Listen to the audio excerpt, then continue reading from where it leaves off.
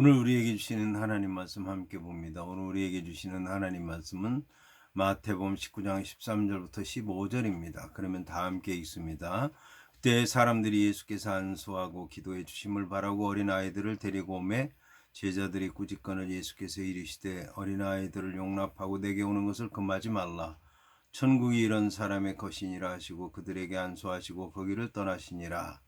아멘. 오늘 말씀의 제목은 천국은 어린아이들의 것입니다. 그러면 본문의 말씀을 통해 함께 은혜 나누도록 하겠습니다. 이 본문의 말씀을 보면 그때 사람들이 예수께서 안수하고 기도해 주심을 바라고 어린아이들을 데리고 오매 제자들이 꾸짖었다는 말씀으로 시작을 합니다.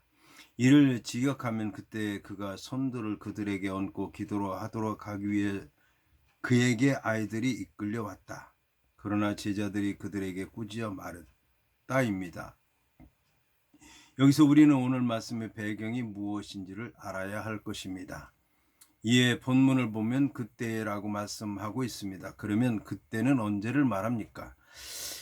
예수님의 제자들이 결혼을 해야 하느냐 말아야 하느냐 문제를 예수님께 물어보았을 때를 말합니다. 그러면 왜 결혼에 관한 말씀이 나왔습니까? 그것은 바리새인들이 예수께 나와 이혼에 관한 말씀을 물어보았기 때문입니다. 여기서 물론 이혼과 결혼에 관한 질문 자체가 문제가 있었던 것은 아닙니다. 그 질문을 한 사람들의 믿음의 자세가 문제였습니다. 바리새인들의 경우는 이혼에 관해 이미 답을 갖고 있었습니다. 힐렐 학파와 샴마이 학파 둘로 나누어져서 서로 다른 견해를 갖고 있었던 것입니다. 그런데 바리새인들이 예수님께 온 것은 어느 것이 두 학파 중 옳으냐라고 하는 것을 물은 것입니다. 예수님을 중간에 놓고 편 가르기를 하려고 한 것입니다. 이것은 결국 이혼에 관해 묻기는 했지만 이혼보다는 예수께서 어느 편을 들 것인가에 관해 더 관심이 있었다는 말씀입니다. 예수님께서는 성경을 들어 어느 편도 아니라고 하는 것을 말씀했습니다. 그렇다면 바리새인들은 자신들의 견해가 옳다든지 아니면 예수님의 견해가 옳다든지 해야 할 텐데 아무 말도 하지 않았습니다. 참으로 놀라운 일이 아닐 수가 없습니다. 현실적인 문제도 아니고 예수님을 따를 것인지 말 것인지에 관한 문제도 아니었습니다. 따라서 바리새인들이 질문한 것은 예수님을 시험하기 위한 것이었습니다. 이것은 예수님의 제자들의 경우도 마찬가지였습니다. 예수님의 제자들은 이혼하는 것이 하나님의 뜻에 합당한 것인지 아니면 이혼하지 않는 것이 합당한 것인지 물은 것입니다. 예수님께서는 결혼하고 결혼하지 않는 것은 하나님의 뜻에 의한 것이라고 말씀했습니다. 예수님께서는 어머니의 태에서부터 고자된 자도 있고 하나님의 뜻을 이루기 위해 고자된 자도 있다고 한 것입니다. 어머니의 태에서 고자가 된 자는 육체적으로 자식을 갖지 못하는 자요 하나님의 뜻을 이루기 위해 고자가 되었다고 하는 것은 육체적으로 결혼을 해서 아기를 낳을 수는 있지만 하나님의 일을 하기 위해서 결혼을 하지 않는 것을 말하는 것입니다. 그런데 이러한 예수님의 제자들의 질문도 올바른 믿음의 자세에서 나온 것은 아니었다는 것입니다. 왜냐하면 예수님의 제자들 중 결혼을 한 사람도 있었기 때문입니다. 그럼에도 불구하고 결혼을 해야 하느냐 하지 않는 게 좋으냐라고 하는 질문은 자신들의 믿음과 아무런 문제가 없었기 때문입니다. 이처럼 예수님의 제자들이 바리새인들처럼 자신들도 모르는 사이 예수님을 시험하다 보니 세상의 관습을 따르게 된 것입니다. 이에 본문을 보게 되면 예수님께서 어린 이들을 데리고 온 사람들이 바라는 것이 예수님이 어린아이들의 머리에 손을 얹고 기도해 주는 것이었습니다.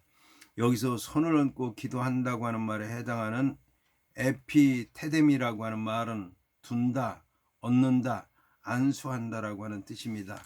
성경에서 손을 얻는 것은 병을 고치거나 성령을 받도록 하거나 성직을 수용하거나 아버지의 축복이 행해질 때 취해진 행동이었습니다. 그러나 제자들은 부모의 기대와 다른 태도를 보였습니다. 이러한 제자들의 태도는 놀라운 것이었습니다. 왜냐하면 예수께서는 이미 어린아이들과 같아야 천국에 들어갈 수 있다고 말씀하셨기 때문입니다. 그럼에도 불구하고 제자들은 여전히 당시의 관습대로 어린아이들을 귀찮은 존재로 여겼던 것입니다. 예수님 당시의 사람들은 종종 자신의 어린아이들을 랍비들과 장로들에게 데리고 가서 안수라고 하는 방법을 통해서 축복을 받게 하였습니다. 그런데 원래 이 안수는 상징성이 강한 행위로서 한 집안의 가장이 아이가 태어났을 때나 길을 떠날 때나 죽음이 임박해서 자손에게 특권과 축복을 주려고 할 때 주로 행해졌는데 대부분의 축복의 기원이 그 내용이었습니다. 이러한 안수의 축복은 유대교에서 전래돼서 초대교회에 정착되었고 오늘까지도 계속되고 있습니다. 이런 관점에서 사람은 단순히 자신의 병 고침과 필요만을 위해서 모여든 것이 아니라 메시아이신 예수의 복이 자신의 집안 대대로 이어지기를 기대하는 믿음에서 아이들을 예수께로 인도하여 온 것입니다. 여기서 제자들이 어린아이들을 예수님께 데리고 오는 것을 막은 것은 제자들에게 있어서 최우선적인 것이 어른, 그것도 남자들이며 그 다음이 어린아이들이었기 때문입니다. 그러나 예수님께서는 비록 나이가 어리고 신체적으로 미숙하며 지적인 발달이 미진하다 할지라도 어린아이이기 때문에 먼저 하나님께로 인도해야 된다고 말씀했습니다. 본절 14절을 보면 예수께서 이르시되 어린아이들을 용납하고 내게 오는 것을 금하지 말라. 천국이 이런 사람의 것이니라고 하셨다고 말씀하고 있습니다. 여기서 용납하라고 하는 말에 해당하는 아페테라고 하는 말은 능동태 명령형으로서 상관하지 말고 그들이 원하는 대로 내버려 두라고 하는 뜻입니다.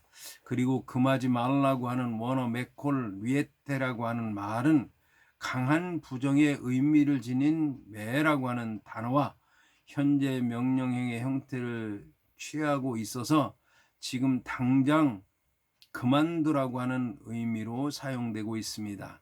따라서 이 말은 그들을 제재하는 일을 당장 포기하라, 당장 허락하는 의미입니다. 이것은 어린아이들을 어른들의 시각으로 바라보지 말고 믿음의 시각으로 바라보라는 말씀입니다. 다시 말해서 하나님의 말씀의 시각으로 바라보라고 하는 말씀입니다. 그러면 하나님의 말씀을 통해서 어린아이들을 바라보면 어떻게 될까요? 하나님의 말씀을 통해 어린아이들을 바라보면 어린아이들은 하나님의 은혜의 도구라고 하는 것입니다. 그리고 성경을 보면 하나님 앞에서 은혜를 받은 사람들은 자신들을 어린아이와 같다고 고백한 것을 볼 수가 있습니다. 본문의 의미는 어린아이와 같은 사람들이 천국을 차지한다는 것입니다. 예수님께서 소개하시는 자신의 나라를 들어가기 원하는 자는 그 마음과 믿음에 있어서 어린아이와 같이 순결하고 순수하며 주님의 말씀에 순종할 수 있어야 하는 것입니다. 따라서 지금 신경질적으로 어린아이들의 접근을 막고 있는 제자들은 무엇보다 구태의연한 인습을 버리고 예수님께서 그러하였던 것처럼 아이들을 친절하고 온화하게 영접해야 했던 것입니다. 성경에 의하면 이스라엘 백성들은 자신들이 가나안 땅에 들어가지 않겠다고 하나님을 대적했습니다.